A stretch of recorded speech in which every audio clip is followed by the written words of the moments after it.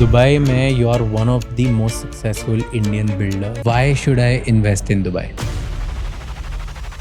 सबसे most important thing income tax.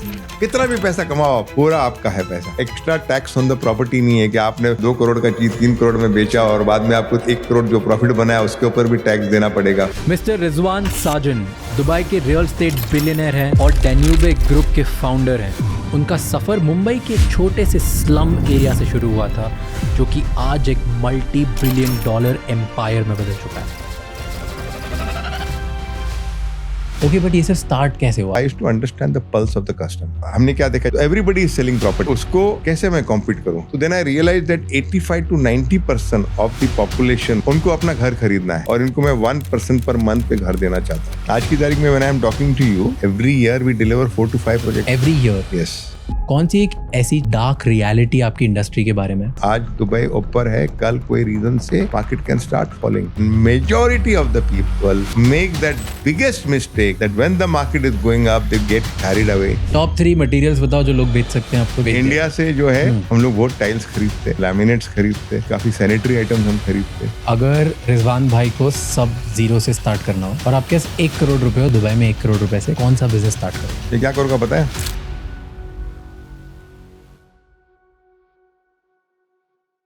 ये podcast start करने से पहले राजशमानी क्लिप्स एंड राजशमानी शॉर्ट्स को सब्सक्राइब कर लेना क्योंकि वहां पर हम इस बड़े एपिसोड की छोटी छोटी क्लिप्स डालते हैं ताकि कम समय में आपको बेहतर वैल्यू मिले।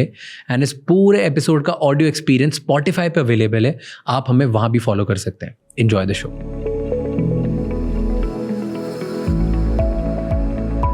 जब हम सारे दोस्त लोग बात करते हैं दुबई के बारे में, अभी स्पेसिफिकली जो मेरे थोड़े से रिच टाइप फ्रेंड्स हैं, तो एक जोक चलता है हम लोगों के बीच में कि इंडिया में सबसे महंगी जगह दुबई है।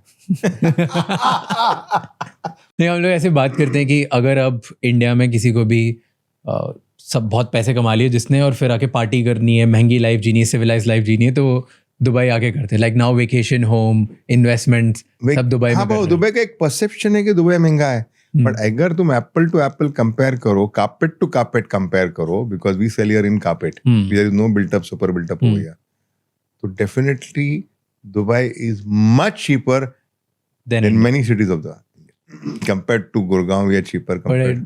अब इतना डेप्थ में आज बात करेंगे ना तो लोगों को पता चलेगा, नहीं तो ऐसे दूर से आप लोग ब्लिंगी इतना बना देते हो कि ऐसा लगता है कि दुबई ब्लिंग शो ऐसा है। बहुत ही ब्लिंग ग्लैमरस। मैं नीचे ऑफिस में आया, एक बिल्डिंग का मॉडल, दूसरी बिल्डिंग का मॉडल, तीसरी बिल्डिंग, मैं ये बहुत ज्यादा अलग ही लेवल पे लग रहा है। And that's how you everything you show is like super super super. वो है ऐसा। आज की तारीख में when I am talking to you, we have 15 projects on the flow which is getting ready. Every year we deliver 4 to 5 projects every year. Yes. Okay but ये सब start कैसे हुआ? आप दुबई में you are one of the most successful Indian builders. In fact forget Indian, you're one of the most successful builders here and that's an inspiration. तो मुझे एकदम beginning से स्टार्ट करना है। मेरे को पता है बहुत बार बात कर चुके हो आपने मुझे बताया, but let's go back again. तो चाइल्डहुड से बताओ, फर्स्ट कहाँ पे आप पैदा हुए, उधर आसपास कैसा एरिया था, हाउ वाज योर चाइल्डहुड, लोग कैसे थे? ओके, पैदा जब मैं हुआ था तभी तो मैं स्लम में था, तो मुझे वो स्टोरी तो याद नहीं, डैडी कभी सुनाते तो याद है कि तो पैदा हुआ था स्लम में।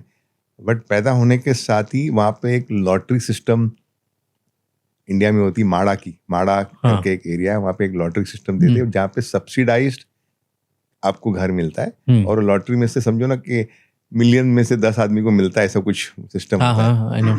तो luckily as soon as I was born, तो dad got a lottery that you are been eligible to get this house. तो हाउस मतलब एक चॉल सिस्टम था। तो immediately within 6 months or 1 year after I was born, we shifted to a chawl.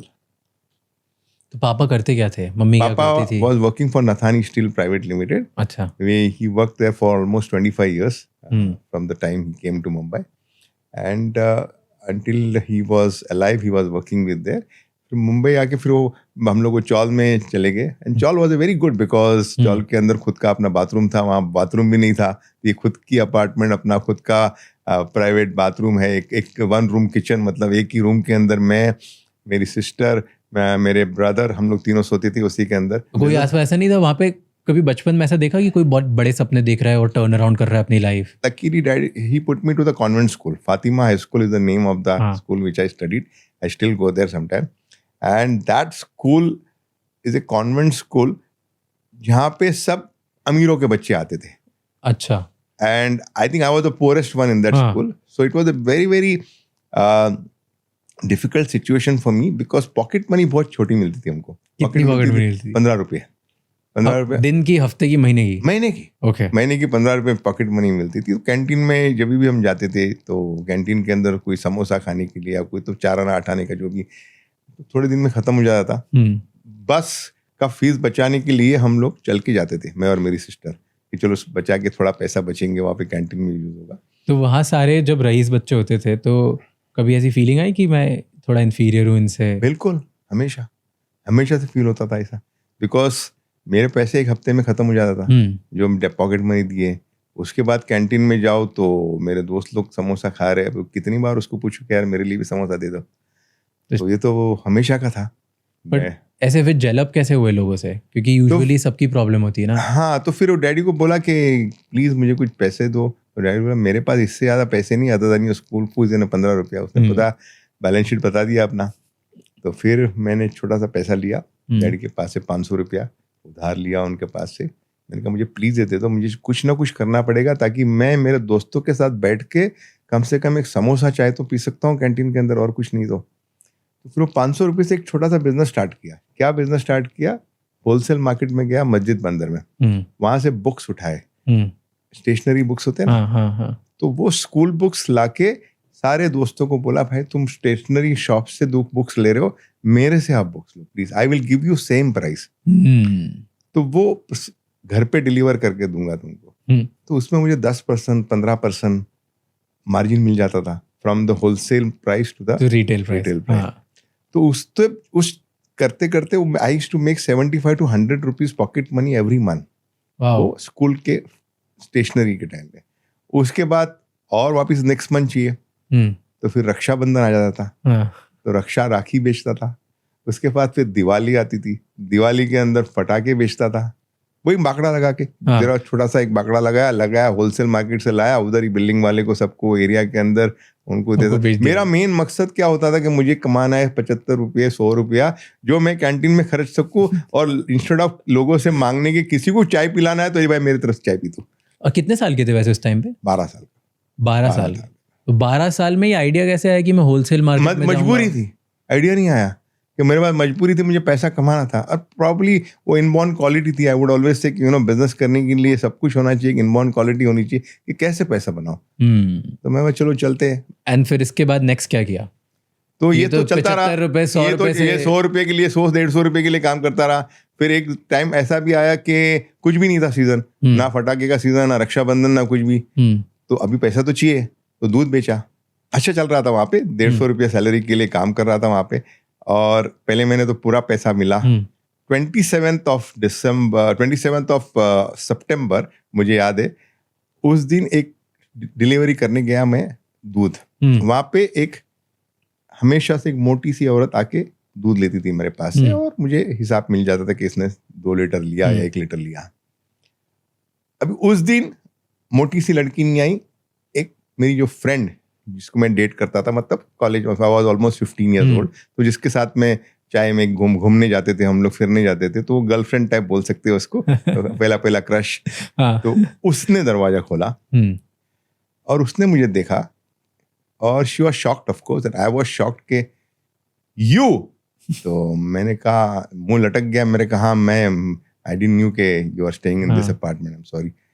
तो उसने दूध लिया और दरवाजा ढम करके बैंग कर दिया मुंह पे. शॉक्ड कंप्लीटली, बिकॉज मुझे लगा ये तो बहुत बड़ा प्रॉब्लम हो गया. अभी ये तो मुझे शक्ल भी नहीं देखी मेरी, विच वाज द फैक्ट. तो दूध वाले भैया के साथ कौन डेट करेगा. और ये बॉदर नहीं किया कि गर्लफ्रेंड चली गई, कोई भी काम छोटा है या बड़ा है, ये सब चीजें कभी बॉदर करी? ऑफ कोर्स, डेफिनेटली गर्लफ्रेंड चली गई तो थोड़ा सा बॉदर तो हुआ, बट ठीक है, that was a part of life. दूसरी आ जाएगी, पैसे होंगे तो. अच्छा. ये 14 साल में ही सोच लिया था. ऐसा होता है? होता है. पैसे होएगा तो फिर चाय पिलाने किसी को लेके जा सकते हो. पर उसके बाद तो अब ये 14-15 हो गए, राइट? एंड देन 16 में I think you lost your father. Correct. तो क्या हुआ था उधर? तो वो पहले तो सिर्फ 100 रुपए की प्रॉब्लम था कि 100-150 रुपया कमाना है. 16.5 years में डैडी का एक्सीडेंट हो गया, ट्रेन एक्सीडेंट हुआ, तो डैडी उसमें गुजर गया. तो पूरा सोल्यूशन अभी पता नहीं क्या करना, बिकॉज पूरा घर की जिम्मेदारी हमारे पे आ गई. यू नो, फादर की डेथ होना is at least as for a son, जितने मेरे फ्रेंड्स हैं मैंने उनसे बात करी है या आई अंडरस्टूड समथिंग, बहुत स्कैरी मोमेंट है, राइट? और उस टाइम में बहुत चीज़ें टफ हो जाती है. सबसे टफ क्या था आपके लिए उस पॉइंट पे? यू नो, फादर की जब डेथ हुई थी ना, ये बात मैंने किसी इंटरव्यू में नहीं बोला है.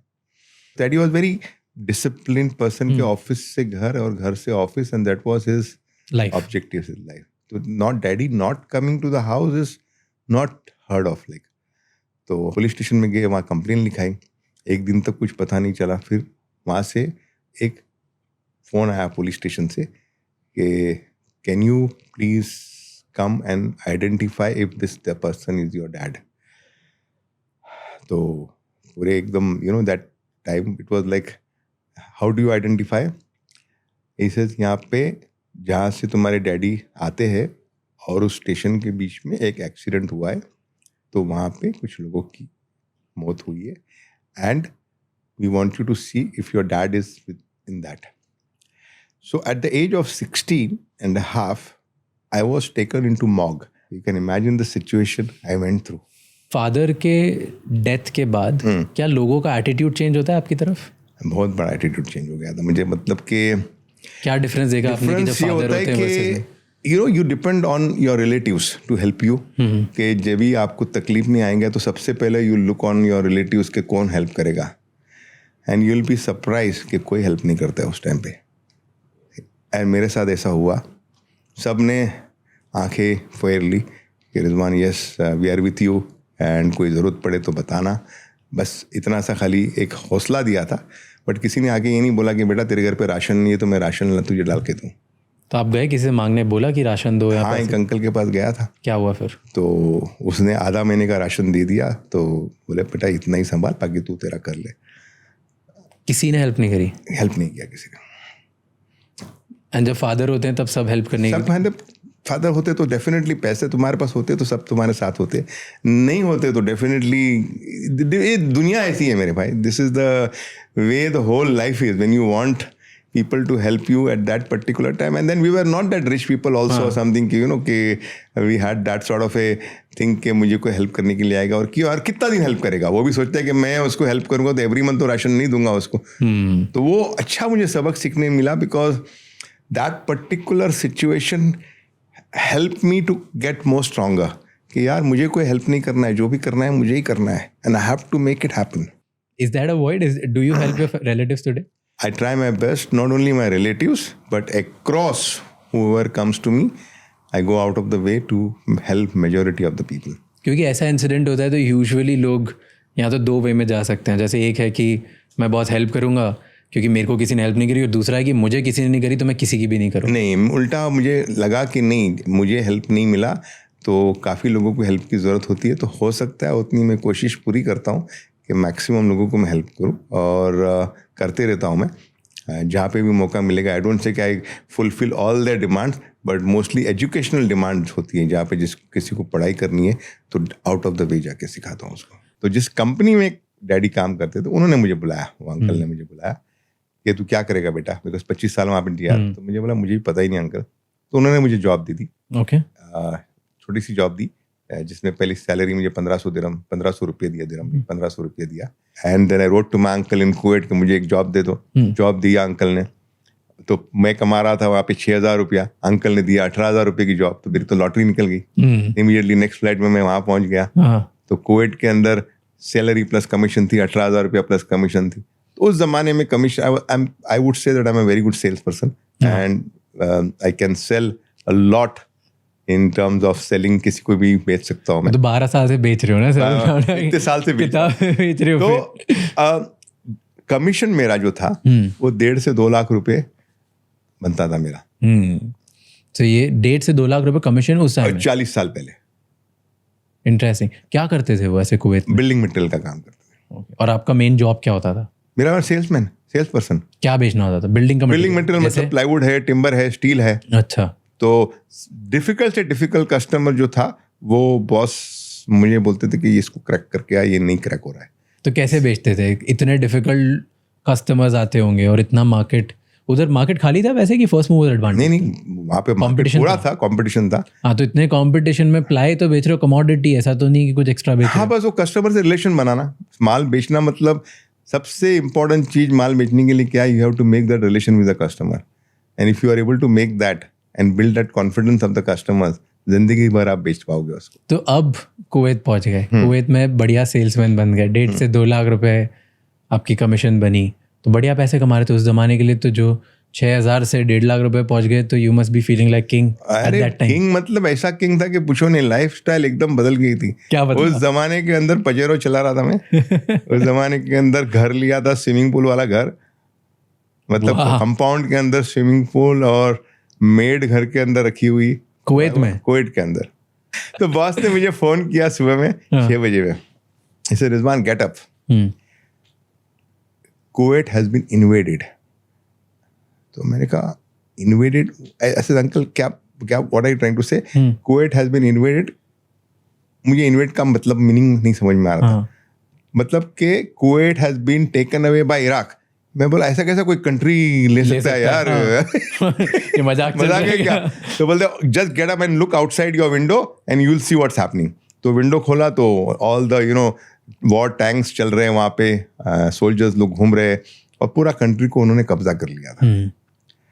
तो उस वक्त जैसे आपने एयरलिफ्ट मूवी के अंदर देखा, उसी सिचुएशन पे हम लोग थे, घर के अंदर छुपे हुए। अभी 15 दिन 20 दिन तो मैं छुप के बैठा रहा कि अभी निकलना नहीं है। पूरा कम्युनिकेशन बंद हो गया। फिर हमने सोचा कि यार पैसा भी कुछ कमावे, मैसेज भेजने के लिए we have to go to Basra. तो फिर हमने क्या किया कि गाड़ी लेके हिम्मत करके बसरा, कुवैत से बसरा गए। बसरा मीन्स 2 घंटे की ड्राइव, कुवैत से 2 घंटे की ड्राइव पे you go to Basra is in Iraq. वहाँ पे एक टेलीग्राम बेच के आ गया। इंडियन एम्बेसी बसरा में दी गया? इंडियन एम्बेसी में नहीं गया। इंडियन एम्बेसी को पूछा कि क्या, how do I send the telegram? तो they guided me go to Basra and send the telegram if you want. और वहां तक कोई प्रॉब्लम नहीं है बसरा तक जाने में? बसरा जाने के लिए बहुत प्रॉब्लम थे, रास्ते में बहुत टैंक बैंक थे, सब कुछ थे, लेकिन वो रिस्क था। लेकिन मैसेज पहुंचाना था मम्मी को कि मैं सेफ हूँ, मम्मी टेंशन मत लो। तो बसरा जाके टेलीग्राम बेच के आ गया। तो आते आते एक दिमाग में आइडिया आ गया कि बिजनेस करते हैं हम लोग वॉर जोन में, वॉर जोन के अंदर। तो क्या बिजनेस करेंगे? एक तो हेल्प भी करेंगे पब्लिक को, बिकॉज सबको मैसेज भेजना है, सेवा भी करेंगे और पैसा भी कमाएंगे। तो सेवा ऐसा करेंगे कि 5 दिनार एक टेलीग्राम में लूंगा आपके पास से, और आपका टेलीग्राम मैसेज में भेज के आपको रिसीट दे दूंगा। ओके, इतना वर्ड्स आप डाल सकते हो। तो हमने एक बाकड़ा लगाया। हमेशा मैं बोलता हूँ कुछ भी जरूरत पड़ेगी तो बाकड़ा लगा लो, बाकड़ा लगा लो। तो बाकड़ा एम्बेसी में लगाया, उनको पूछा देखो इस तरह से हम हेल्प करना चाह रहे, तो please allow us to put this bench, जिसके अंदर हम बैठेंगे टेबल के पीछे, जिसको telegram can be send to your house, 5 dinars only, minimum 100 words, and you can send what you want to sell. तो लिखना चालू किया हमने, हमारे दोस्तों ने कि ये टेलीग्राम, 100 टेलीग्राम कलेक्ट किया, बसरा में गए। द डिफरेंस वॉज 5 दिनार कुवैत में करेक्ट कर रहे थे, और वहाँ पे एक टेलीग्राम का कॉस्ट था in Iraq was only 5 Iraqi dinars, and the difference was 1:10। So 5 Kuwaiti dinar कमा रहे थे और इराकी दिनार में हम टेलीग्राम का पैसा दे रहे थे और रिसीट लाके कस्टमर को दे रहे थे। 10 गुना प्रॉफिट था। फिर इसके बाद क्या किया? उसके बाद फिर एक दोस्त को लिखा कि दुबई आना है मेरे को। क्यों? बिकॉज यार eight the end of the day मैं बजेरों में घुमा हुआ बड़ा सेल्समैन बिल्डिंग मटेरियल का घूम रहा हूँ, रास्ते के अंदर वो सीट किट बेच रहा हूँ, ठीक है पैसे बन रहे थे, but at the end of the day that's what not I wanted to do. I wanted like when you have tasted something, you're selling steel and wood and talking to different merchants and selling them, और ये जाके पानी पूरी दुकान में बेच रहा हूँ कि यार मेरे से सीट किट ले लो। तो उसको लिखा था कि जॉब दे दो मुझे। उन्होंने जॉब बोला कि रिजवान मैं तुमको जॉब दूंगा और 3,000 रुपये की सैलरी, 3,000 दिरहम में सैलरी में बुलाऊंगा, मतलब 36,000 रुपये उस वक्त के। तो मैंने कहा प्लीज बुला लो, एंड कुछ बेचूंगा तो उसके ऊपर 25% कमीशन देगा। तो ये 2.5 लाख रुपए छोड़ के 36,000 की नौकरी करने चले गए? कुछ बेचेगा तो 25% कमीशन मिलेगा। ओके। बेचना आता था मुझे, यहाँ से उसका हार्डवेयर का काम था, तो वही बैग लेके हार्डवेयर मार्केट के अंदर, आज भी मेरे हार्डवेयर मार्केट के अंदर हर एक दोस्त यहाँ पे जिसको मैं माल बेचता था मुझे सब जानते कि ये आदमी हार्डवेयर के दुकान एक बैग लेकर आता था, वो बोलता था ये ले लो, ये ताला ले लो, ये क्या बोलते हैं उसको, नल ले लो। तो ये सब चीजें बेच के सेल्समैनशिप की तरह बेचता था और इसको अच्छा खासा बिजनेस करके दे दिया मैंने। सो बिल्डिंग मटेरियल यहाँ पे दुबई में ब्रोकरेज फर्म स्टार्ट करी, तो बेचते कैसे थे, कस्टमर्स कैसे ढूंढते थे? उसी तरह से जैसे परसिस्टेंटली फॉलो अप करके। बट कहाँ, मतलब किसी को अगर सेटअप करना हो बिजनेस, आई एम आस्किंग, क्योंकि ना मेरे बहुत सारे व्यूअर्स ऐसे यंग लोग हैं इंडिया में, दुबई में, अराउंड द वर्ल्ड, अमेरिका में, सब जॉब कर रहे हैं और अभी वो उस पॉइंट पे हैं जहाँ पे 25 साल के हैं, 30 साल के हैं, वहाँ पे अब यार जॉब कर लिया, बिजनेस स्टार्ट करना है। Okay. So I'll tell you how I came into the building material business. Brokerage हमने देखा कि अच्छा चल रहा है। एक सिचुएशन ऐसी आई कि एक किसी को वुड बेचा आपने, मिस्टर फारूक, पेट्रा ट्रेडिंग, जिंदगी में कभी नहीं बोलूंगा, उसकी वजह से मैं आज जो भी हूँ। उसको हमने वुड बेचा कुछ $200,000 का, और वो बीच वुड जिसका नाम है वो पोर्ट में आ गया। तो फिर उसके बाद फंगस था उसके अंदर। तो मुझे वो मिस्टर फारूक ने फोन किया पोर्ट से, हमार ताल ही नहीं, मतलब हमार का मतलब डोंकी कम यार। ओके, तो मैं बोला मुझे क्यों बुला रहा है भाई, तो क्या ऐसा तो क्या हो गया? बोलता है you told me this company good and the wood is good and you are liar and this. तो मैं भाग के गया पोर्ट में, तो मैंने देखा पोर्ट में उसका वुड आया था उसका। तो मैं बोला mister Farooq, this wood is good only because of the fungus, there is because the moisture the fungus has come in the wood. And उसको मैंने साफ करके दिखाया कि देख, if you remove this by the brush the fungus, the wood is very good. तो वो मानने को रेडी नहीं है। 50% पे माना हूँ। बाहर आए हम लोग, मैं और मेरा सप्लायर, मैंने कहा देख ये जुल्म कर रहा है अपने पे, माल अपना खराब नहीं, तुमको भी पता है मुझे भी पता है, ये बस खाली एडवांटेज ले रहा है सिचुएशन का। तो बोले क्या सोल्यूशन है अपने पास? सप्लायर को भी जानता था, मैं काफी टाइम से कोविड में माल बेचता था उसका। बोला सोल्यूशन एक ही है, ये मटेरियल तो मुझे कंसाइनमेंट पे दे दे। कंसाइनमेंट मतलब आप मुझे दोगे फ्री में, मैं बेच के तुमको वापस दे दूंगा। $2 लाख का माल रिजवान साजन ने नया बिजनेस स्टार्ट किया है, लेकिन वो ability to convince the supplier कि देख भाई तेरे पास एक ऑप्शन है, या तो $1 लाख ले ले और तू निकल, या तो $2 लाख का दे, मुझे सिर्फ 10% डिस्काउंट चाहिए मुझे, मतलब तुझे मैं $1,80,000 वापस करूंगा। तो सप्लायर को समहाउ लगा कि नहीं यार ये रिजवान कहाँ भाग के जाएगा मेरा पैसा लेके। उसने मुझे मटेरियल वो कंसाइनमेंट में दे दिया। कंसाइनमेंट मैंने लिया, एक दोस्त को वेयर हाउस को फ़ोन किया कि भैया देख ये कंसाइनमेंट तेरे वेयर हाउस में मुझे 15 दिन रखने दे, मैं थोड़ा सा इसको साफ सफाई करूंगा। उसने बेचारे ने फ्री में मुझे वेयर हाउस यूज़ करने दिया। शारजा के अंदर वेयर हाउस था। 4-5 पठान को बुलाया, पूरे बंडल्स को खोला, बंडल पूरा साफ सफाई किया ब्रश से, फिर वापस उसको पैक किया एकदम नया दुल्हन की तरह, और फिर मार्केट के अंदर लेके गया कि देखो मेरे पास रेडी माल पड़ा हुआ है, ये बीच वुड और ये उसकी क्वालिटी है, ये पिक्चर है। तो वो $2,20,000 में मैंने बेचा। नाइस। मेरा खर्चा जो मैक्सिमम $5,000 आया था, मुझे डिस्काउंट मिला कस्टमर के, सप्लायर के पास से 2 लाख वाला $1,80,000 के अंदर। मतलब मेरा कॉस्ट पड़ा $185,000, जो मैंने $2,20,000 में बेचा। तो मुझे प्रॉफिट हुआ $35,000 on that one consignment. Nice. मैंने कहा यार ये तो लॉटरी है, मतलब ब्रोकरेज तो ठीक है, 1-2% का काम है, ये बड़ा माल है, बड़ा मार्जिन वाला काम है। ट्रेडर बन जाओ, लेकिन ट्रेडर बनने के लिए पैसा चाहिए, पैसा मेरे पास नहीं है। एक तो लॉटरी लग गई, चलो ये तो बाय फ्लूक हो गया। फिर मैंने सारे सप्लायर को मैंने लिखा, देखो अगर आपको भरोसा है तो प्लीज मुझे $25,000 $50,000 का माल आप कंसाइनमेंट पे दो, मैं बेच के आपको दूंगा माल। तो बेचारों ने सपोर्ट किया मुझे, एक रिलेशन की वजह से 10 साल में कुवैत में काम करता था उनके साथ। तो उस तरह से मैं ट्रेडर बना, नॉट मिसगाइडिंग देम। एक होता है कि most of the majority of the people जिसको बिजनेस करना है ना, उसको ओवरनाइट सक्सेस पाना है, and that is where they fail. मतलब ओवरनाइट पैसे बनाना है, किसी भी तरह से पैसे बनाना है, बट जो बंदा प्रॉपर सिस्टमेटिक वे से पैसा बनाएगा विदाउट मिसगाइडिंग द बायर और without misguiding the supplier, long way सोच के काम करेगा ना, वो जिंदगी में कभी उसका नुकसान नहीं होगा।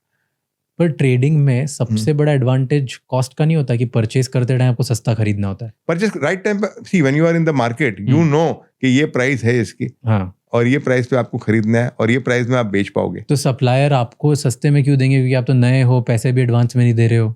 मार्केट प्राइस पे देंगे, बिकॉज उसका मैं अच्छा। बाकी माल भी बेच रहा था. The Okay. Supplier who was giving to me this $25,000 $50,000, उसका मैं बाकी कस्टमर को भी उसका माल बेचता था. तो मुझे सपोर्ट समझ करने के गया। लिए मेरे लिए एक छोटा सा कंसाइनमेंट वो अलग से कंसाइनमेंट में देता था, नाइस. जिसका मैं माल बेच के उसको वापस करता था.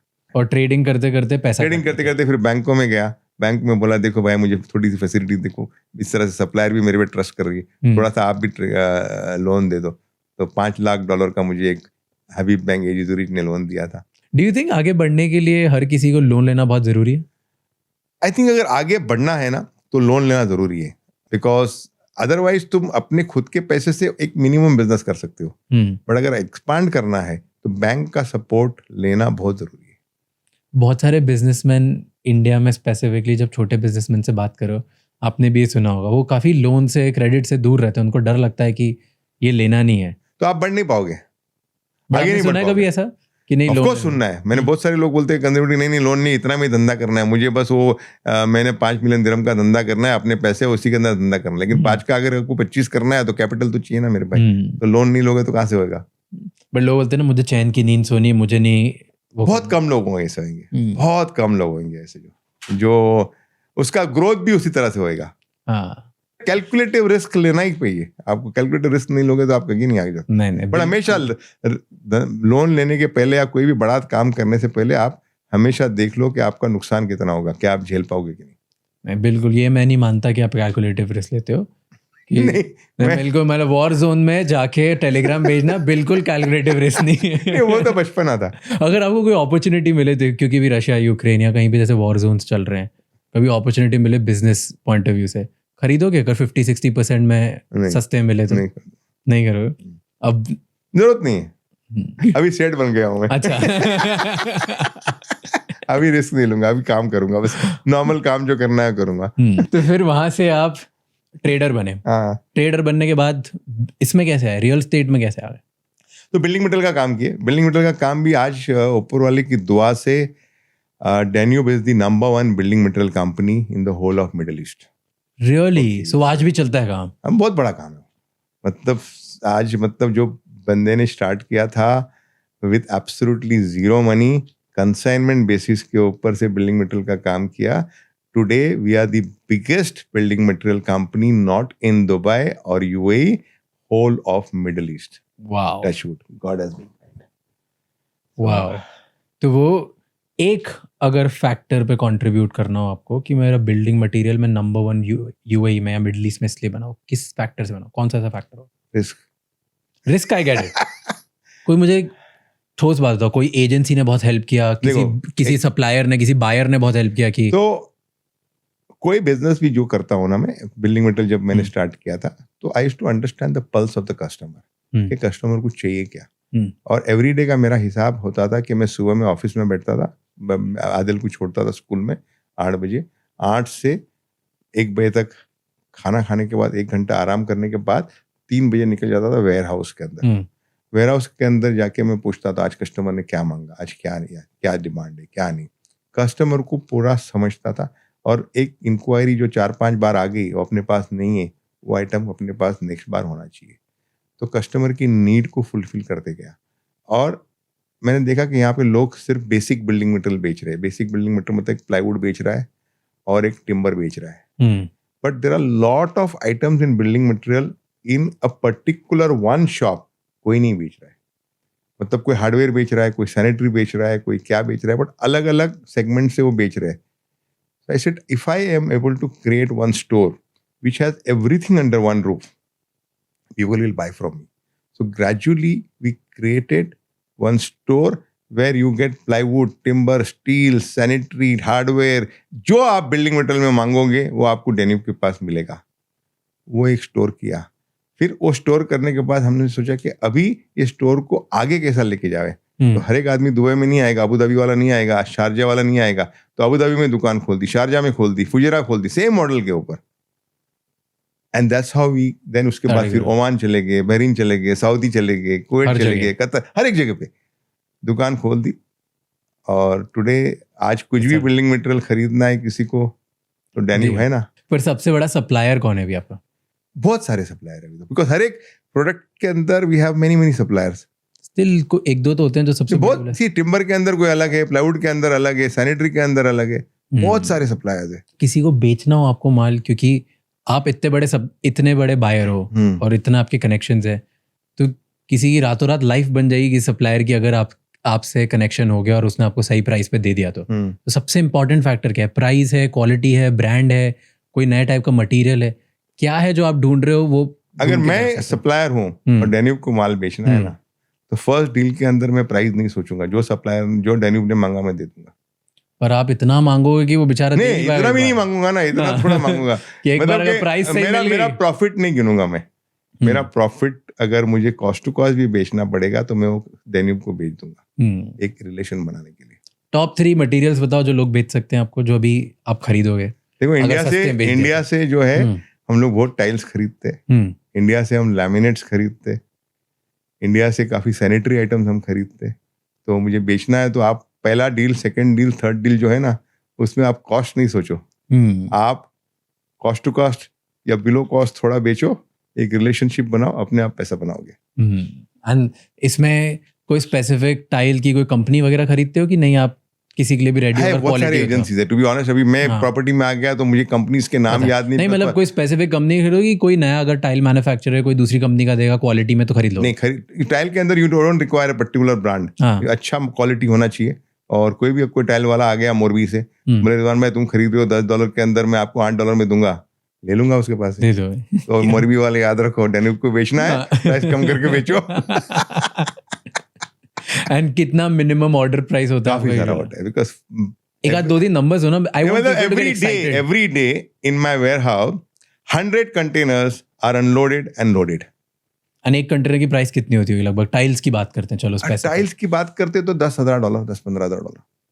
100 कंटेनर डेली मेरे वेयरहाउस के अंदर डेली ऑफलोड हो रहे और अनलोड हो रहे, और पूरे डिस्ट्रीब्यूशन हर एक सिटीज में जा रहा है। एंड किसी को कनेक्ट करना हो तो कैसे करेंगे? आपको ईमेल लिखें, परचेस मैनेजर, आओ डेन्यूब में जाओ, मुझे भी कनेक्ट कर सकते हो, इंस्टाग्राम में बहुत फेमस हूं मैं। तो आप थोड़ी एंटरटेन करोगे? नहीं, मैं करता हूँ, मेरे को ऑनेस्ट $1,00,000 की टाइल बेचनी खरीदो, नहीं करोगे सर आप? मैं यकीन मानो, I am very active on Instagram and I reply to most of my messages. Of course my secretary helps me in this. Secretary is been trained, so she looks at my messages and she knows what to answer. Okay. And then we reply, so that because business में कौन important है कौन नहीं, तो you have to be connected. True. अगर कोई बकवास करता है hello sir how are you, उसको जवाब नहीं मिलता है। पर कोई irresistible बोलेगा सर मैं ये $10 की टाइल आपको $9 में दूंगा, तो एकदम रिप्लाई कर दो। आगे मिलियंस की बात कर रहे हो, तो और किसी का डेली अगर मिलियंस का बिजनेस है और कोई फिगर आउट कर लेता है ये तरीके से, तो then it's a big opportunity. Relation बनाने के लिए first order, second order, third order में प्राइस नहीं पूछो, दे दो। एंड डू यू थिंक कि आज कोई भी एंटरप्रेन्योर देख रहा है तो इस मार्केट में भी पॉसिबल है कनेक्शन बनाना? क्योंकि इतना कंपटीशन है, इतने बड़े बड़े प्लेयर्स होंगे, इतने आपके कनेक्शंस होंगे, इतनी प्राइस पे दे रहे होंगे कि शायद ही कोई नया एंटर कर पाएगा। मैन्युफैक्चरर कर पाएगा। ओके, मैन्युफैक्चरर कर पाएगा if you want to sell to Danube. अच्छा, अगर आप मैन्युफैक्चरर नहीं हो और आप ट्रेडर हो, मतलब ब्रोकर हो, जिसका मैं ब्रोकर था, तो आप डेन्यूब को नहीं बेच पाओगे, लेकिन डेन्यूब जैसे डेन्यूब के नीचे बहुत छोटे लोग हैं उनको बेच पाओगे, उसका उतना कनेक्शन नहीं होगा। फेयर। तो you don't concentrate to sell on Danube. You concentrate to sell to the smaller people who doesn't have that connection, which you have a better connection. Yeah. और यहाँ तो कोई स्मार्ट इनफ है और उसको पता है कि उसके गांव में, उसके शहर में, कोई उसकी डिस्ट्रिक्ट में कोई बड़ा टाइल मैन्युफैक्चरर है, हाँ, और वो ये देख नहीं पा रहा है। बिल्कुल। लेकिन तुम देख रहे हो और जो इंसान देख रहा है, देन वो उसके पास जाके प्राइस बोलेगा। और बिकॉज इंडिया में भी बहुत सारे जो है वो लोकली सप्लाई कर रहे हैं, हाँ, उसको आइडिया नहीं है कि बाहर कैसे जाके बेचना। तो फिर ये आपका बिल्डिंग मटेरियल का बिजनेस बना, इधर से पैसे बने और बहुत बड़ा बन गया, फिर वहां से रियल स्टेट में, फिर वहां से डेन्यूब होम स्टार्ट हुआ। Okay. मतलब उस वक्त क्या होता है कि प्रॉपर्टी लोग खरीद रहे थे, बेच रहे थे, तो हाँ, देखा कि प्रॉपर्टी खुद का जब खरीद रहे हो तो you require lot of products which is required to interiors बनाने के लिए। मतलब कि अगर आप ये घर के अंदर देख रहे हो तो आपको कारपेट चाहिए, कर्टन चाहिए, वॉल पैनल चाहिए, आपको बाथरूम फिटिंग चाहिए। तो घर जब भी आपको मिल रहा था, तो उस जब आप किराए के रेंट घर पे रहते हो ना, तो आपको फर्निशिंग करने की जरूरत नहीं होती। बट खुद का घर अगर होता है, अगर वो बिल्डर ने प्रोवाइड नहीं किया है, तो you want to furnish it. Yes, and you want to furnish it the best. तो हमने कहा कि बिल्डिंग मटेरियल का तो एक स्टोर बनाया कि पूरा एवरीथिंग यू विल गेट. तो उसी तरह से डेन्यूब होम एक स्टोर ऐसा बनाया कि everything in furnishing you get under one roof. That's been managed by my son Adil. तो रिटेल शॉप टाइप बनाया. रिटेल शॉप जैसे आप अगर अमेरिका में घूमे हो तो होम डिपो या B&Q, उसी लेवल पे, उसी बड़ी स्केल पे, उससे छोटे लेवल पे, बट कॉन्सेप्ट वही है. ओके. अमेरिका की मार्केट बड़ी है तो उसके स्टोर बड़े बड़े हैं. बट अब हमारा जो वर्षा का स्टोर है वो भी 100,000 स्क्वायर फीट है. तो यहाँ से काफ़ी लोग, इंडिया से लोग लेके जाते हैं वहाँ पे माल. वहाँ पे बिकॉज इंडिया से काफ़ी सस्ता पड़ता है. यहाँ से अगर कंटेनर में डाल के भी लेके जाओगे ना, is much cheaper to take it from here and then to take it from India. सारे होम मटेरियल, सारे home, everything whatever you see in this house, including the mirrors and mixers and outdoor furniture, wallpaper, paints, hardware, sanitary. So variety बहुत ज़्यादा होगी. Variety बहुत ज़्यादा. And कौन सी country से import होता है? Again all over the world. From USA, from Istanbul, from Canada, from China, from Malaysia, from Indonesia, सब जगह से सामान. तो ये डायरेक्ट अगर इंडिया में लोग ले लें तो डायरेक्ट चाइना से लेंगे तो उनको सस्ता नहीं पड़ेगा? सकते हैं ना. तो लेकिन सबके पास पूरा, देखो डायरेक्ट चाइना से अगर आप घर बना रहे हो तो आप चाइना से पूरा कंटेनर तो नहीं लाओगे ना भाई. आपको तो चाहिए 100 स्क्वायर मीटर टाइल चाहिए. आप बिजनेस कर सकते हो, घर नहीं बना सकते. घर फेयर. और फिर वहां से ये बिल्डिंग्स बनाना, रियल एस्टेट में आ गए. बट फर्स्ट आइडिया आया कि चलो बिल्डिंग बनाते हैं. किसने दिया ये आइडिया? खुद नहीं? बिल्डिंग बनाने का, अभी रियल एस्टेट में घुसना है. अच्छा, वैसे घुसना है, ट्राई करना है. तो फर्स्ट प्रोजेक्ट क्या ढूंढा? फर्स्ट प्रोजेक्ट हमने ड्रीम्स बाय डेन्यूब ढूंढा. तो विला प्रोजेक्ट था. ओके. तो वो स्टार्ट किया हमने. कितने विलास हैं? 170 विलास थे. 500 मिलियन दिरहम्स का प्रोजेक्ट था. पहला प्रोजेक्ट ही 500. इतने पैसे कमा रहे थे कि हो रहा था कि बैंक की हेल्प ली? बैंक की हेल्प मिली. बैंक के बगैर कुछ नहीं हो सकता है. तो 500 बिलियन का प्रोजेक्ट था, 500 बिलियन डालना नहीं था ना. तो ओके, अब मेरे को इसके इकोनॉमिक्स समझ. आपने सोचा कि अब मैं बहुत ही बड़ा गेम खेलता हूँ. मैं एक बड़ा गेम नहीं यार, 500 मिलियन का खेला था, उससे बहुत बड़ा काम कर रहा था मैं. अच्छा, उससे ऑलरेडी बड़ा काम कर रहे थे. 2.5 बिलियन दिरहम, 2.5 बिलियन 3 बिलियन का तो मेरा खाली बिल्डिंग मटेरियल का काम है ना. तो बड़ा गेम था अपने. साल भर में $2.5-3 बिलियन हो रहा था आराम से. डॉलर की दिरहम्स? दिरहम बिल्डिंग मटेरियल में. फिर 500 मिलियन दिरहम्स का इतनी बड़ी रिस्क नहीं थी. तो 170 विलास बनाने, कौन से एरिया में बनाने, क्यों बनाने हैं, वो स्टडी क्यों किया. विलास? हाँ, तो ये कैसे स्टडी तो किया? किसी को अगर ये बातें लोगों, if you are in the market, आप लोगों से बातें करते हो, उससे मिलते हो, डेवलपर से मिलते हो, फिर बात करते हो क्या करना चाहिए. फिर जो मास्टर डेवलपर है उनसे मिला. रिलेशनशिप तो सबके साथ था, बिकॉज बिल्डिंग मटेरियल सबको सप्लाई करता था. उन्होंने बोला कि रिजवान ये प्लॉट है. फिर बैंकों के पास गया कि देखो ये प्लॉट मिल रहा है, मुझे डेवलपमेंट करना है मुझे.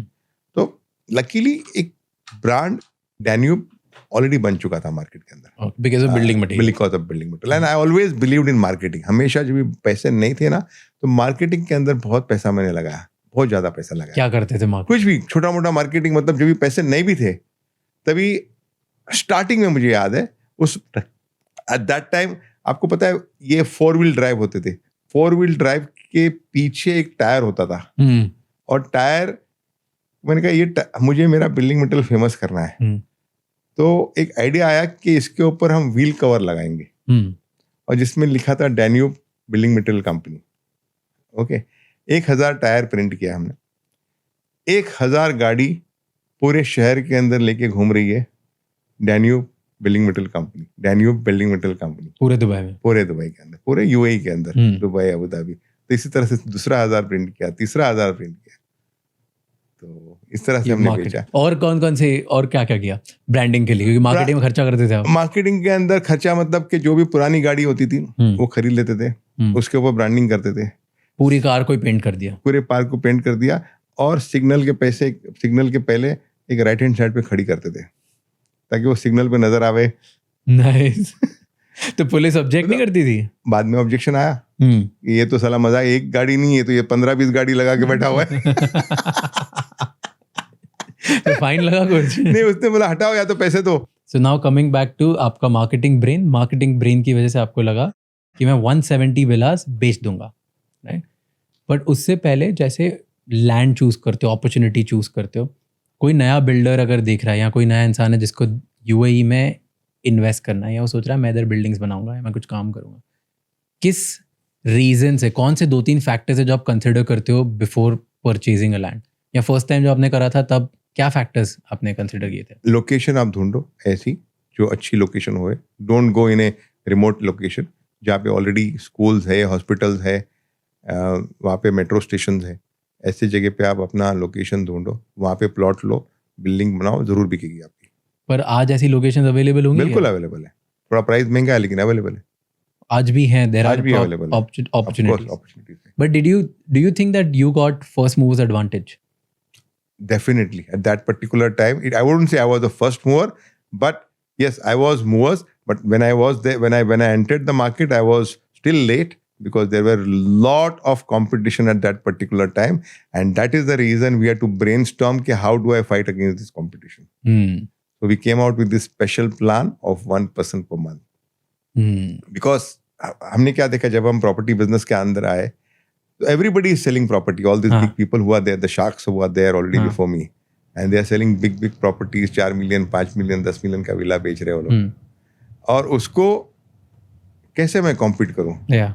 So then I realized that 85 to 90% of the population which lives in the UAE are expat population. उनको अपना घर खरीदना है, but they cannot buy the house because उनको कोई ऑफ लैंड प्रॉपर्टी के अंदर लोन नहीं देगा. तो उनको कैसे, first is the target market you all establish के तुम इसको घर दोगे. अभी इनको लोन नहीं मिलेगा तो क्या करोगे तुम? तो मैंने बैंकों से बात किया कि देखो मेरा ये प्लान है, मैं एडवांस इनसे लूंगा और इनको मैं 1% पर मंथ पे घर देना चाहता हूँ. तो शुरू में तो बैंक को थोड़ा लगा अजीब के. मैंने उनको समझाया कि देखो आपका इसके अंदर रिस्क नहीं है, बिकॉज मैं 20% डाउन पेमेंट ले रहा हूँ प्लस 1% ले रहा हूँ, तो अगर वो डिफॉल्ट भी कर दिया तो 30-35% उसने मुझे ऑलरेडी दे दिया है. तो रिस्क है थोड़ा सा, but it's not major risk, तो मुझे करने दो. उस बेसिस पे हमने 1 बिल्डिंग लॉन्च की, 2 बिल्डिंग लॉन्च की, पैसा आने लगा. और एडवांटेज क्या है कि with this 1% payment plan I was selling to the expats who wanted to buy their first house, and for them अगर उसने 25% 30% डाल दिया, उसके लिए तो बहुत बड़ी रकम है. तो कहीं से भी वो पैसा लाके देगा और अपना पैसा पूरा करेगा. अगर कोई अमीर आदमी को बेच रहा हूं तो उसके लिए फर्क नहीं पड़ेगा कि 25-30% मेरी एक प्रॉपर्टी में और कहीं कमा लूंगा. लेकिन जो सैलरीड वाला बंदा है जिसने 2 करोड़ की प्रॉपर्टी में 50 लाख रुपए लगा दिए, 60 लाख रुपए, वो कभी वो 50 लाख 60 लाख रुपए जाने नहीं देगा. इंटरेस्टिंग. एंड ये तो आप बहुत आगे बढ़ गए. पहले मुझे बताओ 500 मिलियन दिरहम का प्रोजेक्ट, कितने पैसे अपफ्रंट लगाने पड़ते हैं वो लैंड खरीदने के? अरे यार पूरा धंधा सीख लोगे क्या? प्लॉट खरीदना पड़ा 170 मिलियन का. ओके. और उसमें से 170 अपफ्रंट देना पड़ा? बैंक से मिल गया तुम्हें. ओके. तो उसमें आपका कितना इन्वेस्टमेंट लगा? 170 बैंक से पूरा मिल गया था. अच्छा, zero investment for you? Zero investment. Wow, because of the building material business. तो ये 170 मिलियन का आपको मिल गया. फिर जैसे मैंने लॉन्च किया, क्रेडिबिलिटी की वजह से विला भी बिक गया 1 महीने के अंदर. सारे विला बेच दिए. डेन्यूब का नाम अल्हम्दुलिल्लाह ऊपर वाले की दुआ से बहुत अच्छा था उस वक्त, आज तो बहुत ही अच्छा है. एक तो क्रेडिबिलिटी थी, सेकेंड थिंग पेमेंट प्लान था, और प्राइस फैक्टर था. जो बड़े बड़े विलास बेच रहे थे हम लोगों ने छोटा प्राइस रखा. हमने कितने रुपए का एक विला? 2.5 मिलियन दिरहम का एक विला रखा था. 2.5 मिलियन का कोई नहीं बेच रहा था? कोई नहीं बेच रहा था. एंड 2.5 मिलियन में अपफ्रंट कितना देना पड़ रहा था लोगों को? 20%, 50 लाख. एंड फिर हर महीने 1%? 1%. अगले 5 साल 10 साल 15 साल तक जब तक होगा. कितने 10 ईयर्स के लिए? 7 ईयर्स के लिए. एंड इस स्कीम को मार्केट कैसे किया? ये तो स्कीम आ गया, this is golden scheme for people. पूरे टाउन को रेड कर दिया. मतलब इतना होर्डिंग ले लिया. एक बजट था, मुझे पता है कि 500 मिलियन दिरहम का है बजट. मुझे 5% इस पर मार्केटिंग में डालना है, मतलब 25 मिलियन दिरहम का मैंने मार्केटिंग कर दिया. फिर बिल्डिंग लॉन्च किए, अपार्टमेंट लॉन्च किए, दूसरा अपार्टमेंट लॉन्च किए. इस तरह से आज की तारीख में we have launch 33 projects, out of which 16 delivered and 15 on the floor. तो ये आपका सबसे बड़ा जो सेलिंग पॉइंट है, यू सेड 1%, राइट? और आपको 1% मैन कैसे जानते? और कोई बिल्डर आज भी नहीं देता ये? आज भी और कोई बिल्डर ये 1% प्लान नहीं? ऑफ कोर्स काफी लोगों ने फॉलो किया, काफी लोगों ने कॉपी किया, but the first mover is always the beneficial.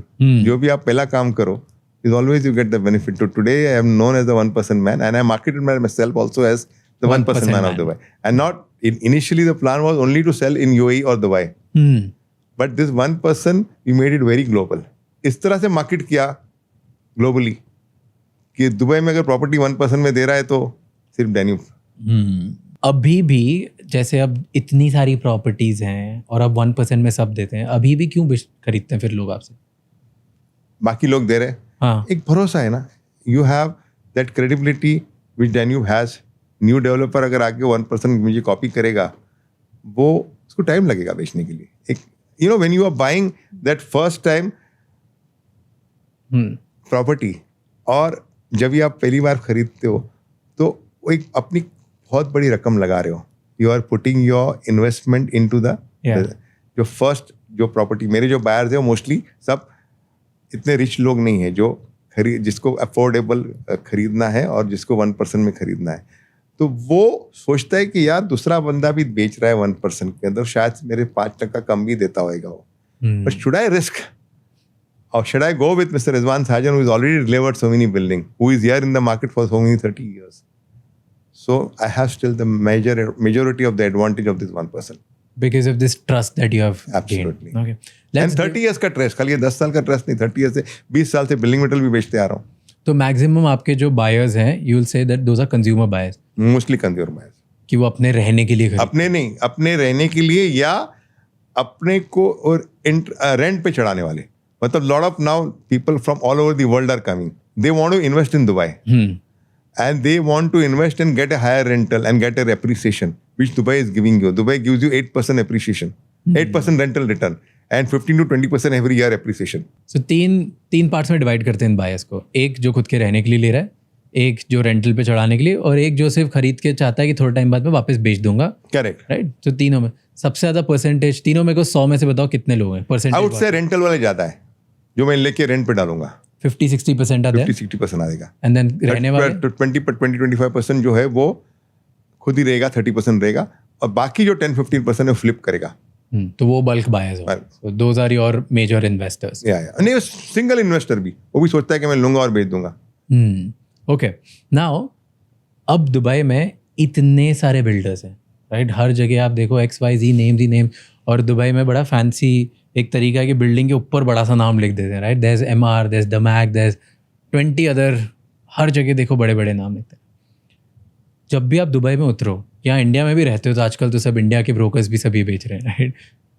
आपको रोज़ एक नया ब्रोशर आता है जिसमें हज़ारों टाइप की स्कीम्स हैं, हज़ारों टाइप की एमिनिटीज़ हैं, और सब ऐसा लगता है कि वाओ, लाइक ये तो हमने कभी सोचा ही नहीं है.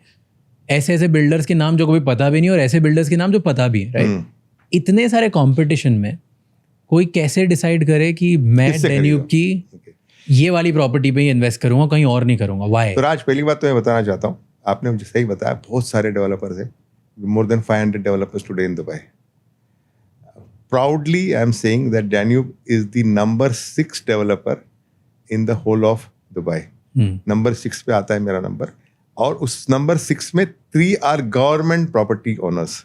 So in the private developers, we are the number 3rd. Wow. Okay.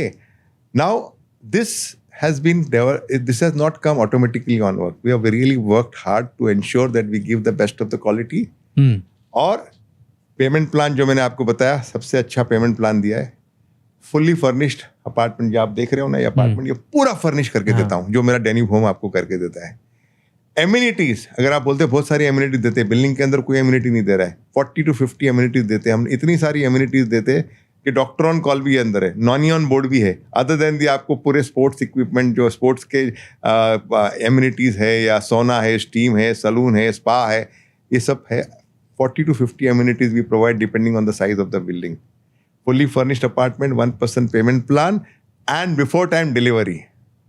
And उसके बाद आपकी जब भी प्रॉपर्टी रेडी होती है ना, मैंने बोला ना 50-60% are the international buyers who wants to put it on rent. We have a company, will take care your property and put it on rent. Then the building is managed by my own company, which means after you have bought the building from me, I want to ensure that the facility management also is done by our own building. It's not to make money from that building, but to ensure that the building की जो standard है वो इतना maintain करे कि अंदर आप building के अंदर जाओ, क्लीनलीनेस, उसका जो खुशबू आनी चाहिए बिल्डिंग के अंदर, जो कोई प्रॉब्लम आया तो इमीडिएटली अटेंड करना चाहिए. That is also. तो दिस 360 डिग्री सोल्यूशन जो है ना, वो कोई नहीं ऑफर करता है. और जब भी प्रॉपर्टी बायर आता है ना, मुझे बोलते हैं सर डिस्काउंट दे दो मुझे, तो उसको मैं बोलता हूँ पूरा दुबई पूरा घूम के आओ, and then you come and buy from me, and we don't offer discount. And trust me, people come and buy from me because they know that this man will going to deliver, this man is going to deliver me value, and the property which I will get is going to be the best. And one more thing, after you get all these amenities and furnishing and all that, the rental return which you get on the property which you buy from me is the highest rental return which you get in that area from any other developer. ये आप डूबेजल पे check कर लेना, जो building पे rental return आपको किसी और प्रॉपर्टी डेवलपर का क्या रेंटल रिटर्न है, और वो बड़ी बात नहीं है, because when you are buying, when you are going to rent an apartment, आप क्या देखोगे कि मुझे फर्नीचर मिल गया, मुझे फर्नीचर का टेंशन नहीं है, मुझे एम्यूनिटीज मिल गया, तो मेरे बच्चे लोग ज़्यादा बीइंग ऑन नेटफ्लिक्स और बीइंग ऑन टीवी देख रहा है और फालतू टाइम पास कर रहा है, उसकी जगह वो स्पोर्ट्स एक्टिविटी कर। आज मदर फादर किसी के पास टाइम नहीं है कि उसको लेके जावे कोई खेलने के लिए और जगह पे कैंपस में, तो बिल्डिंग के अंदर ही आपको पेडल टेनिस दिया हुआ है, लॉन्ग टेनिस दिया हुआ है, फुटबॉल दिया है, वॉलीबॉल दिया है, क्रिकेट दिया है, सब स्पोर्टिंग एक्टिविटीज़ दिया हुआ है। लेडीज़ के लिए भी जो एक्टिविटी चाहिए दे दिया हुआ है, स्विमिंग पूल इतने 2-3 टाइप के अलग अलग, जकूजी दिया हुआ है, स्टीम दिया हुआ है, तो इतने सारी एक्टिविटी देने के बाद एक सोचता है यार बंदा, why should I stay in any other building, and that gets the highest rental. But ये और कोई नहीं देता इतनी एमिनिटीज? कोई नहीं देता, कोई नहीं देता, इतनी सारी एमिनिटीज कोई नहीं देता है। और हम लोग ढूंढते हैं, सेक्रेटरी भी है हमारे ऑफिस के अंदर कि अगर आपको वर्क फ्रॉम होम करना है तो secretary will take care of your all your needs which is required for sending emails और getting the files done for you और फोटोकॉपीज एंड ऑल दैट। ये जो एमिनिटीज आप देते हो, secretary, nanny, doctor on call, ये कोई भी नहीं देता? कोई नहीं इस देता। प्राइस पे कोई नहीं देता? ये प्राइस के ऊपर नहीं, कोई नहीं देता है। डॉक्टर ऑन महंगे कॉल, प्राइस में आपने बड़े कभी बड़े सुना है doctor on call? Amenities in the building. Now why do I have a doctor on call? Because in the building you have old people staying, you have a children staying in the building. रातों रात आपको जरूरत पड़ गई यार, doctor बैठा हुआ है, डॉक्टर को एक रूम दे दिया है, बैठ गया उधर, तो आपका मेंटेनेंस ज्यादा होता होगा ना लोगों से फिर? बिल्कुल नहीं, बिल्कुल नहीं। Same maintenance what is being offered by the other standard. Because I'm not making money out of that, on that amenities which I am providing, facility which I am providing. पर आप ऐसा क्या कर रहे हो कि फिर दूसरे लोग नहीं कर पा रहे? इस प्राइस पे आप ये क्यों डिलीवर कर पा रहे हैं? मुझे हमारी कंपनी में ऐसा एक वैल्यू बनाना है कि अगर आपने एक बार डेन्यूब का माल लिया ना, और आप कहीं जाओगे नहीं। आज ओके, आई वुड से ऐसा क्यों कर रहे हो आप? आज आप एमिरेट्स एयरलाइन ट्रैवल करते हो, क्या आप और कोई airline without naming anybody travel करने को पसंद करोगे? क्यों? रेयरली एक दो होंगे उनके कंपटीशन, बाकी क्यों नहीं अटेंड करोगे? Because they pamper you, they give you that facility, they make you feel like a king, and that's what we try to create in Danube, that we make the customer feel like a king. They make you, offer you so many things. Agreed. But Emirates का comes with a price. Emirates बाकी सबसे बहुत महंगी है अभी। हाँ, starting क्या तभी नहीं थी, हो सकता है आगे भी मेरा पड़ेगा। तो हमारा जो सिंपल फॉर्मूला है, आई am not selling apartment, I am selling A life style, which eventually my price will be higher in the future. But right now, my price is much lower than the other big developers in the market. सो ये establish कर दिया Dubai में, if किसी को आना है तो you are the best option, ठीक है?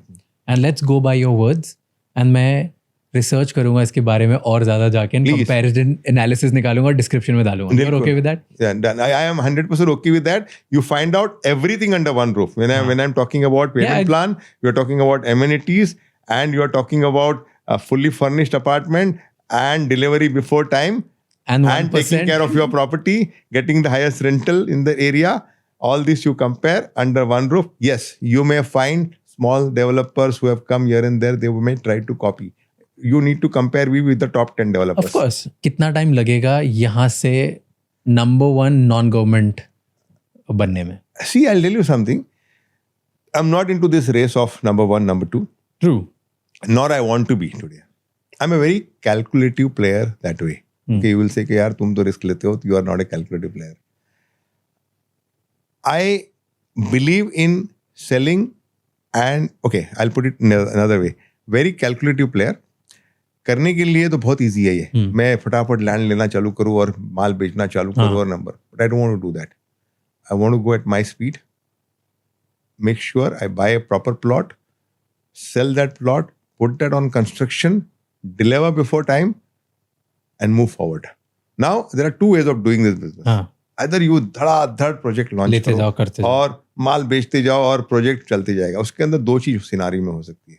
Number 1, if the market drops for any reason, you are stuck with enough inventory which you have not sold, and you end up into a lot of debts. Secondly, if you launch too many projects at a time, you are not able to construct and deliver the projects on time. Both the scenario I don't want. So I don't want to be racing, going to the race. I would go at my speed, and I know people around me are going at much faster speed than probably one should go. तो मैं अपना speed, मैंने सबको, मैंने meeting में, last meeting में मैंने कहा मुझे नहीं भागना है. I told my son also the same thing. I would go at my speed, ensure that the customer gets very good value, very good material, so that he keeps buying from me. Even if the market is down, we will be selling and nobody else will be selling. आज के रिजवान भाई बोल रहे हैं, Kuwait वाले रिजवान भाई नहीं बोलते. नहीं, because ये बिजनेस जो है ना प्रॉपर्टी का, ये बहुत ही, you have to be very very calculator. और मैंने जिंदगी में अप डाउन बहुत देखे हैं. और मेरे दादा ने मुझे सिखाया था, जो जिसके साथ मैं कुवैत में काम किया था, उसके पास मैंने, दादा ने मुझे जॉब दी थी, कि lot of people live rich in this world but very few people die rich in this world. तो मुझे उस वक्त तो बात समझ नहीं आई. दादा तू क्या बोल रहा है, अगर तू पैसे वाला है, वो मैं तो उसके साथ नौकरी करता था. If you are rich you going to be rich. He says when you become rich you make all this wrong decisions to try and become more richer, and you lose overnight and you die rich and you die poor. So I don't want to die poor, I want to die rich, and for that reason I don't want to be hungry for the race game which we are talking about. कभी डर लगता है? Of course. क्या सबसे बड़ा डर है? कभी भी डर लगता है ना. You see, business ऐसा है, जैसे मैं कोविड था, कोविड जब भी आ गया, बहुत बुरी सिचुएशन था हम लोग, बिकॉज माल पड़ा हुआ है, डेट ले रखा है, कस्टमर माल ले नहीं रहा है और पैसे दे नहीं रहा है. माल सामने से जहाँ ऑलरेडी ऑर्डर किया है वो आ रहा है, सैलरीज जा रही है, कहीं से पैसा नहीं आ रहा है. और मुझे लगा अभी तो ये जो बनाया हुआ है पूरा रातों रात खत्म हो जाएगा 1-2 साल के अंदर. बट उस वक्त भी हिम्मत ऐसे की, सबसे पहले एक अनाउंसमेंट किया कि I am not going to fire a single person in my company. I don't know whether you have heard this. I announced it, एक भी बंदे को मैं फायर नहीं करूंगा. So that give the confidence to the people who are working with me कि हमारी job यहाँ पे सिक्योर है. Second thing, I did not cut a single salary. I will say how I was managing. Of course पैसे थे मेरे पास, कुछ पूरे बैलेंसेस थे निकाले. I paid to all my employees, and luckily for me, I was in Dubai, so the COVID did not last longer compared to the other countries in the world. In 6 months, we were bounced back.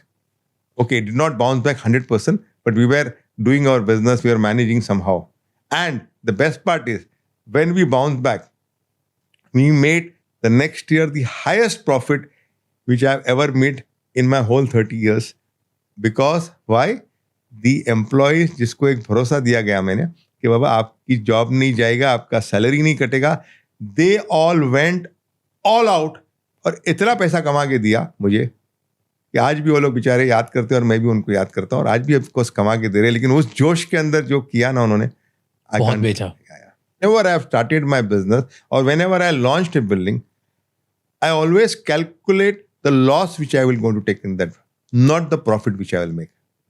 मतलब आज मैंने 500 million, जैसे तुम बोला first project में क्या था, 500 million, 170 million मुझे लगाना पड़ा था जो मैंने बैंक से उधार लिया था. 170 मिलियन मैं ये बिजनेस स्टार्ट कर रहा हूँ, 500 मिलियन का प्रोजेक्ट जो मैं 170 मिलियन से लोन मैंने बैंक से लिया था, अगर वो फेल होता है मेरा, will I be able to pay back that 170 million? Yes, I would have, because I have made that money in the building material over the years. So I always calculate the loss which I am going to make, and then I will put my step forward. So today also the same formula I apply. मैं जो भी building खड़ा करता हूँ, एक particular मुझे पता है कि इतना इसके अंदर लॉस हो सकता है, प्रॉफिट तो होता ही है, लेकिन प्रॉफिट के बेसिस के ऊपर प्रोजेक्ट लॉन्च नहीं करता हूँ. लॉस कितना होगा फॉर एनी रीजन, अगर कोलैप्स होता है, can I sustain that? Can you? And that's what I do. Why should I invest in Dubai? क्या है दुबई में ऐसा खास जिसके से मैं यहाँ पैसा लगाऊं? क्योंकि इंडिया, अभी सब बोलते हैं कि इंडिया नेक्स्ट बिग थिंग है. अराउंड द वर्ल्ड बड़े बड़े बैंक्स, बड़ी बड़ी कंपनीज, वेंचर कैपिटलिस्ट, हर इकोनॉमिक एक्सपर्ट सब बात कर रहे हैं कि अगले 10 साल गोल्डन एरा है फॉर इंडिया. एब्सोल्युटली. और वहाँ पे सबसे तेजी से ग्रोथ होगी. No doubt. तो फिर मैं इंडिया में ही पैसा लगाऊं ना, मेरा पैसा निकाल के मैं दुबई में क्यों लगाऊंगा? Okay, 2 reasons. एक तो as a businessman or as a working man, you should never keep all your eggs in one basket. You should always diversify into another basket where you feel कि ये safe है यहाँ पे. यहाँ का जो lifestyle है compared to India is very very different. When I say lifestyle, यहाँ की सड़कें, यहाँ का जो pollution, population, हम लोग यहाँ पे मौज में यार, बहुत मस्ती में है. आज पूरे बॉलीवुड पूरा यहाँ के आके इन्वेस्ट कर रहा है, पूरा स्पोर्ट्समैन इधर आके इन्वेस्ट कर रहा है. उनके पास भी बहुत अपॉर्चुनिटी है. बहुत सारे बिजनेसमैन इधर आके इन्वेस्ट कर रहे हैं, उनके पास भी बहुत अपॉर्चुनिटी है. But UAE, when you come to Dubai, you feel, specially for the Indian, you feel like you are at second home. आपके पास सबसे most important thing, income tax नहीं है. आपको कितना भी पैसा कमाओ आप, पूरा आपका है पैसा. आपका कोई extra tax on the property नहीं है कि आपने 2 रुपये का चीज 3 रुपये में बेचा, 2 करोड़ का चीज 3 करोड़ में बेचा और बाद में आपको 1 करोड़ जो प्रॉफिट बनाया उसके ऊपर भी टैक्स देना पड़ेगा. वो कोई कैपिटल गेन टैक्स नहीं है आपके पास. That is one thing. उसके अलावा हॉस्पिटल्स, यहाँ पे द बेस्ट हॉस्पिटल, जिसे मैंने कोविड के अंदर बताया. आपका रोड सिस्टम जिसको बोलते हैं ना, ट्रैवलिंग सिस्टम्स, यहाँ पे 15,000 के आसपास बसेस है, सॉरी टैक्सीज है, 1500 बसेस है, मेट्रो 55 मेट्रो स्टेशन है, और ट्रैम स्टेशन 11 ट्रैम स्टेशन है. और सबसे बड़ी बात, एयर टैक्सीज, अगले साल एयर टैक्सीज आएगी. तो the government is already thinking so much in terms of education system. Education system यहाँ पे आपके पास हर एक के लिए एजुकेशन सिस्टम है. मतलब आपको IB में पढ़ना है, इंडियन सिलेबस में पढ़ना है, US की यूनिवर्सिटीज़ है, अमेरिका की UK की यूनिवर्सिटीज़ है, अरबिक यूनिवर्सिटीज़ है और अरबिक स्कूल्स है. तो जो भी लेवल पे आपको पढ़ाई करना है, यहाँ पे आपको यूनिवर्सिटीज़ है. कॉस्ट वाइज भी महंगा नहीं है. मैक्सिमम 1000 दिरहम से नीचे आपका एक कॉस्ट है एक बच्चे को स्कूल में डालना है. ओके. ट्रांसपोर्टेशन, आपको 10 किलोमीटर जाना है, अगर आप यूरोप में 10 किलोमीटर घूमो एक टैक्सी के अंदर, तो मैं समझता हूँ $20-25-30 $40 आप दोगे. दुबई के अंदर आप टैक्सी में घूमेंगे 10 kilometre, you are paying less than $10.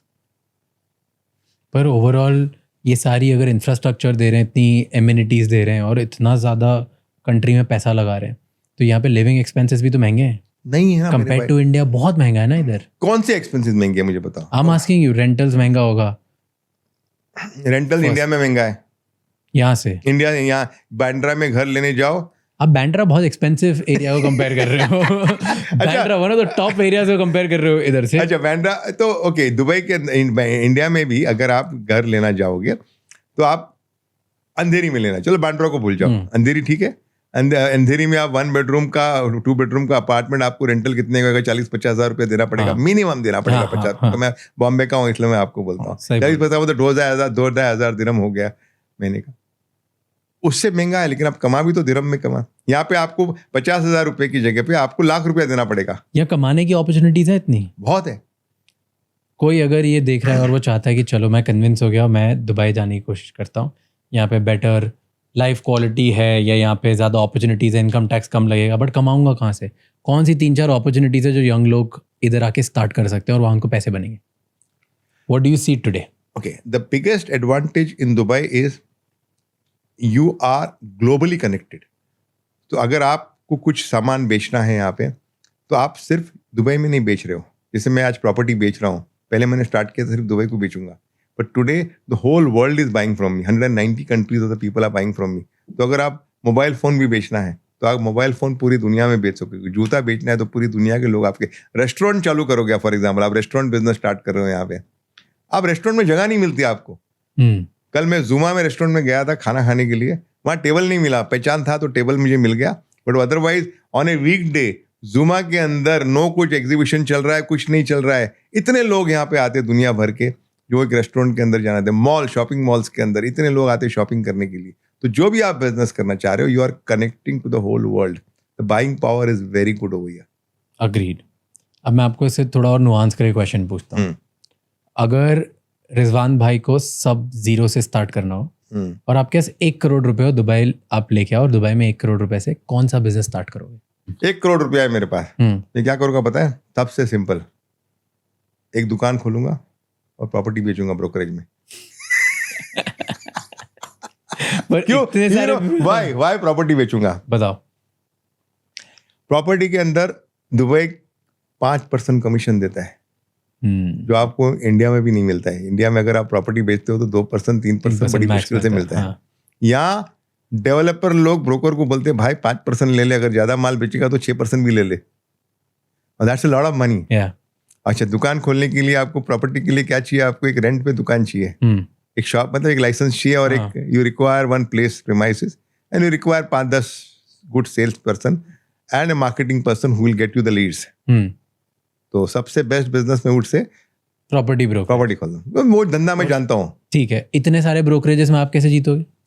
Digital आप लीड लोगे, और you get the right people who knows to convert the digital, because whence you have a brokerage you are not only selling Danube, you are selling for everybody. So because दुनिया again coming back to the same point कि इतने सारे developer है, आप कैसे जीतोगे? अगर आपका marketing campaign सही है, आपका डिजिटल कैंपेन सही है, आपका सेल्समैन सही है, which this is a basic thing which you will take care of it. आपके पास कस्टमर दुनिया भर के यहाँ पे in your hand, you need to put that goal. Got it.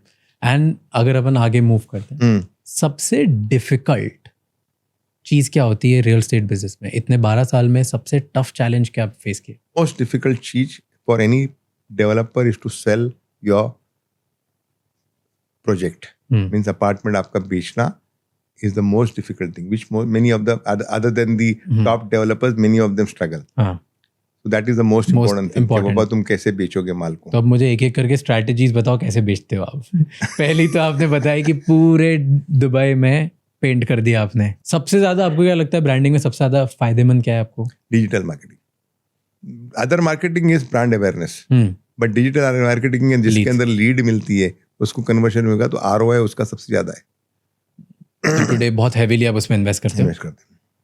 And और कौन सी क्रिएटिव मार्केटिंग स्ट्रैटेजी आपने यूज करी है? कोई आप बताओ। जैसे आपने यूरिनल्स बता दिया, पेंट रेड बता दिया, टायर बता दिया, और अभी हम एक नया स्ट्रैटेजी है, we are signed up with Kartik Aaryan as our next brand ambassador, और एक नया कैंपेन चालू कर रहे हैं जिसका नाम है Danube है ना। मतलब कोई भी चीज आपको चाहिए, जैसे आपने फॉग की एडवर्टाइजमेंट देखी थी, क्या चल रहा है? फॉग चल रहा है। तो कुछ भी चाहिए आपको, Danube है ना। So that is we are going to focus on that. खाली प्रॉपर्टी की बात नहीं कर रहा हूँ, बिल्डिंग मटेरियल में Danube है ना। आपको शावर पैनल लेना है, Danube है ना। तो घर से रिलेटेड, बिल्डिंग से रिलेटेड कुछ भी चाहिए, Danube है ना। और खाली क्यों, फिर वो एक time once you market that product, शादी करनी है, Danube है ना। अच्छा। एंड क्यों चूज किया कार्तिक आर्यन को? कितने सारे और सेलिब्रिटीज हैं, why him? Because he is an established star, but he is still growing at a very fast speed. I personally feel I like Karthik. You know why? Because अगर आप compare करो Kartik Aaryan to other Bollywood stars, अगर कोई picture में लेते हो उसको as a hero, इतना मेहनत करता है प्रमोशन के लिए, मैंने नहीं देखा है कि किसी एक्टर को इतना प्रमोशन में मेहनत करते हुए। अभी आप उसकी भूल भुलैया लगी थी, एक एक गांव में गया, एक एक शहर के अंदर गया और उसने उसको प्रमोट किया, and today he could compete with one of the biggest movies which came along with his movie. Okay, here's a last question I have, right? And it's a very important one, क्योंकि ये मुझे सबसे ज़्यादा interest होता है जो self made लोग होते हैं उनसे पूछने में, कि वो कहीं बहुत छोटी जगह से आते हैं एंड देन वो इतनी बड़ी इंस्पिरेशन बन जाते हैं, लाखों करोड़ों खरबों रुपए का अपना एम्पायर बना देते हैं, राइट? कौन सी एक ऐसी चीज़ है जो डार्क रियलिटी आपकी इंडस्ट्री के बारे में जो आप जो आप चाहते हो कि किसी को नहीं पता चले? Dark reality is don't over leverage yourself, and market in real estate can go up down. आज दुबई ऊपर है, कल कोई रीजन से market can start falling, and that is the biggest dark reality. And majority of the people make that biggest mistake that when the market is going up, they get carried away and they over leverage themselves. And these are the people who gets into trouble. And when I want to do this, I always remember my uncle's word. I want to live rich and I want to die rich. So I would never want to leverage myself in such a way कि कहीं चला जाए. Perfect. Thank you, Raj. It thank you, was sir. amazing to chat with you. You are a wonderful person. What you have achieved in your life is very inspiring. At your age, on 28 years, I am impressed with you. In fact, I used to tell my marketing people, "ये बुलाओ ये बंदे को यार." And I'm happy that you are here and we Sir, are able to converse. It was an honor knowing you as a person, क्योंकि मुझे काफ़ी अच्छा लगा. It felt like a very good chat. मेरे को ऐसा लगा कि मैं एक बिल्डर को नहीं, मैं एक इंसान को जान रहा हूँ. और मुझे वो सबसे अच्छी बात लगी, that you were open and you just shared everything about it, even your emotional side about dad and relationships and family and every opinion. So thank you so much for doing that. अगर किसी को कोई ये सुन रहा है जो supplier है Tinder का सॉरी टिंडर बोल रहा हूँ. ये रिकॉर्ड कर ले. नहीं भाई साहब टिंडर में बहुत है. नहीं मैं बिल्कुल नहीं हूँ. टिम्बर का प्लाईवुड. यार सॉरी, हमारी जनरेशन थोड़ा अलग. थैंक यू सो मच ये एपिसोड एंड तक देखने के लिए. अगर आप चाहते हो कि हम ऐसे ही और बेहतर से बेहतर गेस्ट लाते रहें और बड़ा करते जाएं, तो प्लीज़ इस चैनल को सब्सक्राइब कर लो, क्योंकि जितना आप सब्सक्राइब करोगे उतने ही बड़े और बेहतर गेस्ट हम ला पाएंगे. जो आपने देखा है कि वो होता आया है और आगे भी होता जाएगा. एंड हम डिटरमाइंड हैं, हम इस मिशन पे हैं कि आपको ज़्यादा से ज़्यादा वैल्यू प्रोवाइड करें. ये एपिसोड किसी एक इंसान के साथ ज़रूर शेयर करना जिसकी लाइफ में इस एपिसोड से चेंज आएगा, उसे कुछ नया सीखने को मिलेगा. Because one episode can turn around someone's whole life. Thank you so much. I'll see you next time. Until then, keep figuring out.